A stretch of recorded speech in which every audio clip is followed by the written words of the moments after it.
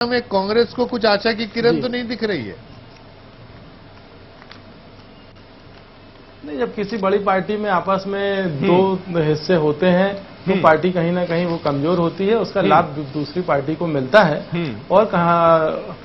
हमारे लिए तो अच्छे शब्दों में ये कहा जाए कि इस स्थिति में ना कोई लाभ है ना हानि है। हम अपने सिद्धांतों को लेकर जनता के बीच जाएंगे, हमारे जो अच्छे काम है उनको लेकर हम जनता के बीच चर्चा करेंगे, फिर जनता तय करेगी कि वे हमारे उन कामों को देखते हुए हमको वोट देगी और हम सरकार बना सकते। नहीं, कामों की चर्चा आप करेंगे, कामों की चर्चा आप करेंगे, लेकिन जब आडवाणी की नाराजगी की चर्चा आती है तो बड़े सक्रियता से कांग्रेस जो है मैदान में आती है। यहां रुक रहा हूं ब्रेक के लिए। ब्रेक के बाद जब आएंगे तो जानेंगे उस पहलू को कि वास्तव में अब राजनीति के इस मुकाम पर आडवाणी की मोदी की तारीफ से क्या समीकरण बनते नजर आते हैं। चल हाजिर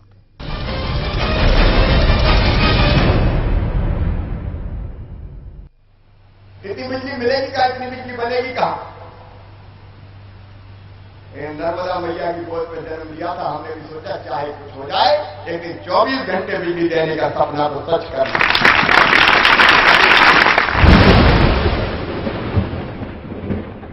अरे आई रे बिजली आई रे, ये आई आई आई आई आई रे हंसी आई रे हो आई रे खुशी आई रे हंसी आई रे खुशी आई रे रोशनी आई रे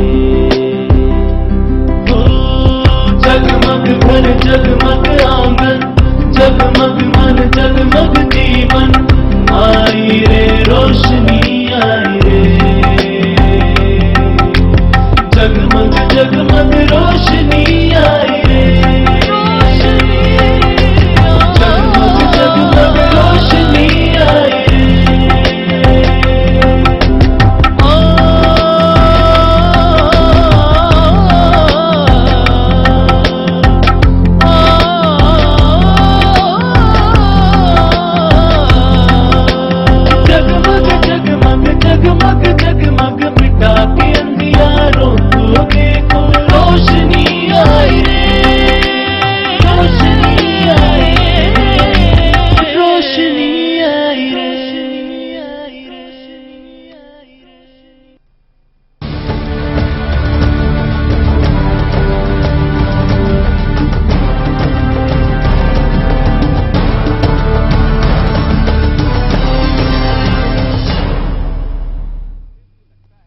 ब्रेक के बाद आपका बहुत स्वागत है राजनीति लाइव में। तो लगातार सवाल यही और चर्चा के अब इस दौर में जब हम पहुंचते हैं तो ये लगता है कि अगर कैसे भी अगर चलिए आडवाणी माने या मजबूरी के साथ खड़े हैं, लेकिन उसका इंपैक्ट यानी प्रभाव जो है वो राजनीतिक तौर पर और खासतौर से पार्टी के अंदर की स्थिति से निकलकर तमाम आने वाले राज्यों के चुनाव, चाहे मध्य प्रदेश हो, छत्तीसगढ़ हो, राजस्थान हो, उसमें कितना प्रभावी रहेगा जानने की कोशिश करेंगे। और लगातार सवाल यही है मेहमानों से कि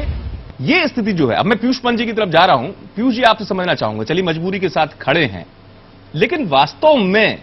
अगर मजबूरी के साथ आडवाणी जी खड़े हैं तो अब जो राज्यों में विधानसभा चुनाव है उसमें आडवाणी उतनी शिद्दत से, क्योंकि मोदी की भी अग्नि परीक्षा है ये राज्यों के चुनाव, भले आडवाणी लेकिन एक संदेश जिस बात को मैं उठा रहा हूं कहते रहे हैं,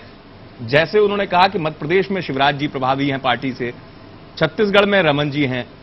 राजस्थान में वसुंधरा राजे हैं, तो एक मैसेज तो वो दे रहे हैं ना विधानसभा चुनाव के लिए कि यहां के मुख्यमंत्री जो हैं वो सक्षम है। ऐसे में मोदी कहां?